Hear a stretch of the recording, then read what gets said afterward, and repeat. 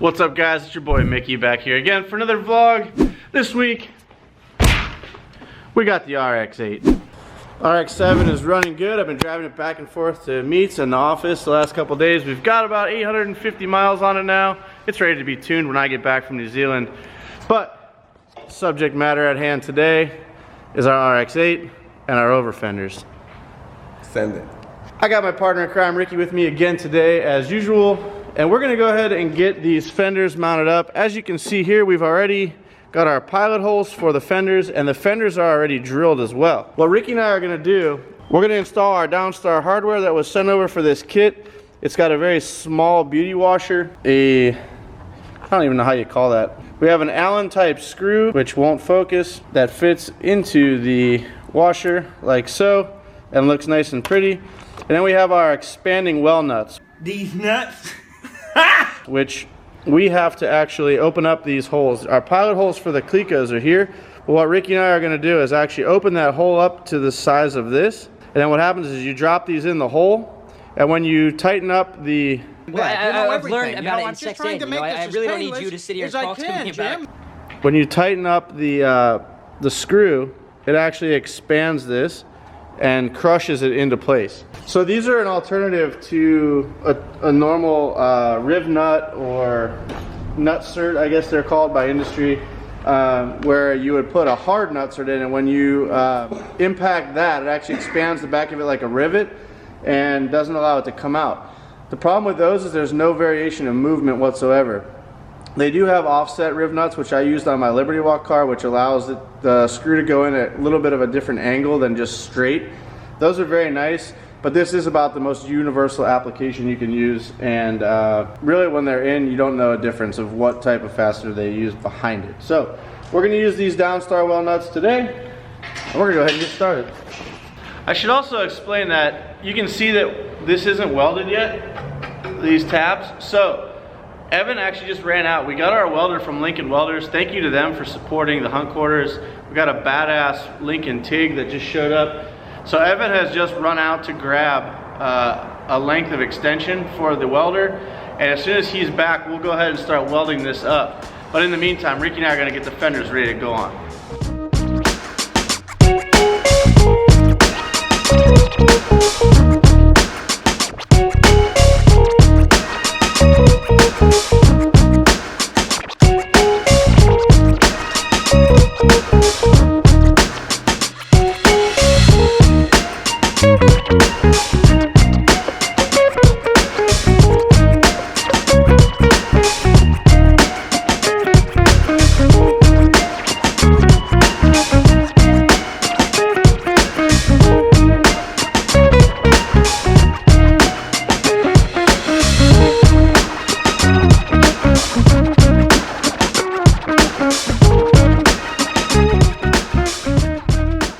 What are you doing there, guy? I am shooting out your quarter panels, well, your flares. So we had a pilot hole. Can you show the pilot hole? Right.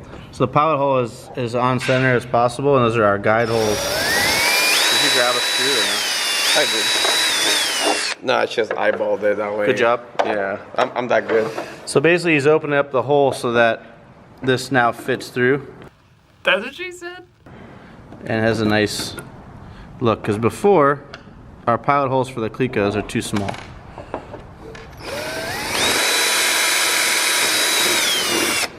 Ooh, one more.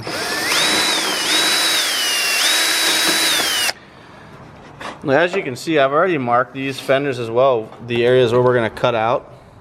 Because if we do pull the wheels and tires out as far as they need to be so that they're aggressive fitting, that portion of the fiberglass will need to be removed. They leave it on there in case you don't run a crazy setup. We're running a crazy setup.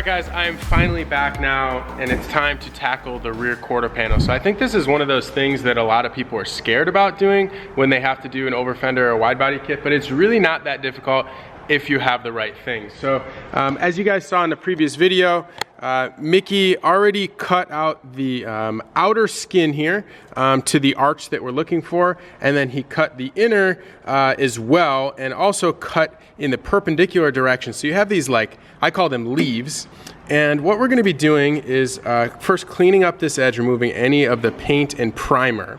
That's important to have a nice clean surface so that you can weld. You better not turn that on right now. You're right, because I don't have safety glasses or ear protection. Or gloves. All right, the other thing I need to do is I also need to grind the surface of the leaf here because we're going to be pushing all of these up and then welding that seam there. And you want to make sure whenever you're welding or brazing or anything really, that the two mating surfaces are nice and clean. So it's a nice new pair of Gorilla Glyphs fresh out the box. Woohoo! So this process typically isn't that hard. It might be a little bit tedious, but as I said, the first thing I need to do is take the flappy disc and just grind away maybe about 1/2 inch of this paint and primer, and then I'm going to fold these down and do the same thing on this side so that we have two nice clean surfaces. And then I'll probably get a hand to do this, and we'll hold it up and put a little tack all the way around and the nice bead all the way around. Once we have all of these welded, we're going to come back with the cutoff disc and cut away the excess, and then grind away the excess, and then at that point, you're barely even going to see that there's any fenders being cut here. So let's go ahead and get it done.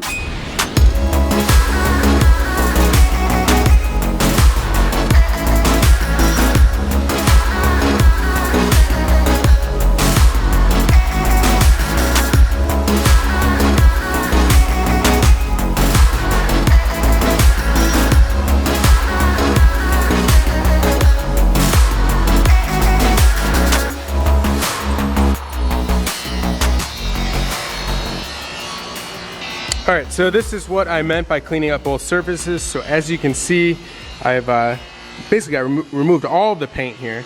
And then when you push this up, you can see how that joint there is a nice clean metal on metal contact.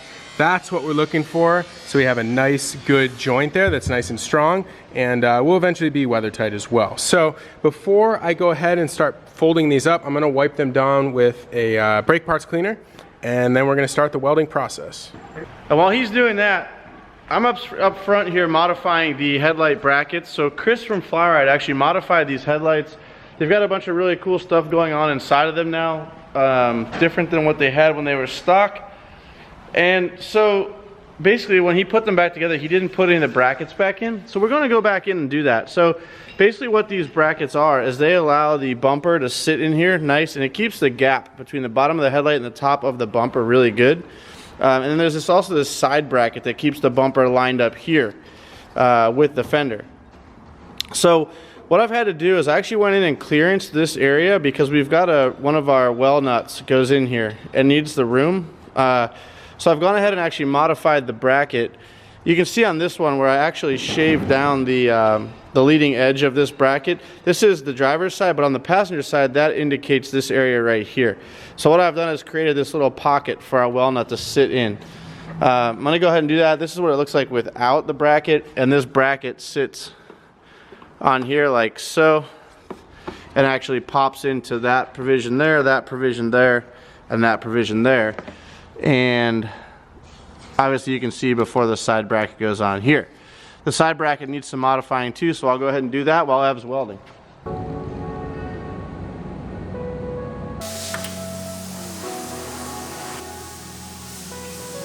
Okay, so actually after talking with Calvin quite a bit, he was the last person who did this. Instead of actually TIG welding with like a mild steel rod, we're actually going to be doing a high temperature brazing. So this is actually a silicon.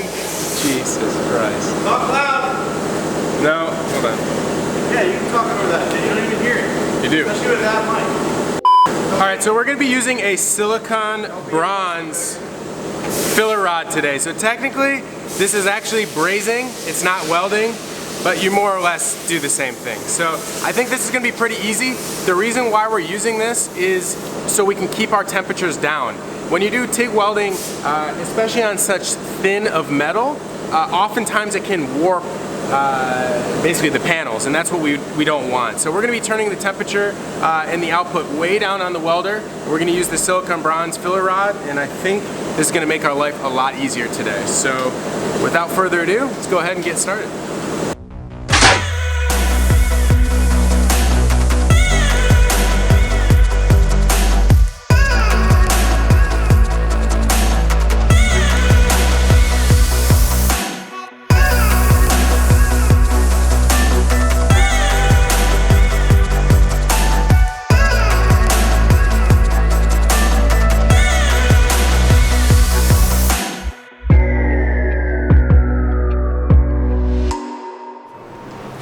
Alright, so Mickey and I are going to continue putting the tacks here, and then once we have that, I'm going to come back and put a bead all the way across that edge there, and we'll go ahead once we get to that process and I'll show you what that looks like when we finish each section. And then we're going to come back and cut everything off. So we'll keep you guys in the loop.